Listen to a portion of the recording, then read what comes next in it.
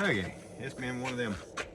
You know, we had a big ride up on Windrock for 2 or 3 days, and got the old Can-Am filter out here, and she looks a little bit rough. I don't know if you could tell or not, but she got a lot of dust and debris in it. So we're gonna blow her out and get her ready for West Virginia here in a couple weeks. Let's see what this thing looks like. Yeah, I'll show you a Windrock and go dry, don't you?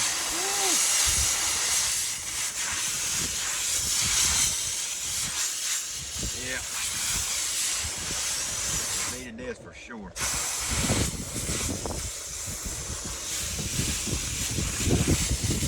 Maybe worth just want to buy the new one.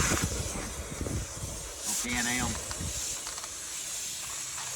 You got the job done. It looks like the filter done a good job, so we'll run her for a little while longer. After this trip, we may just put a new one on. I don't know. We'll see what it looks like when we get back. Hopefully Hatfields is not as dusty. You know, got a little rain up there, and we'll see what it looks like.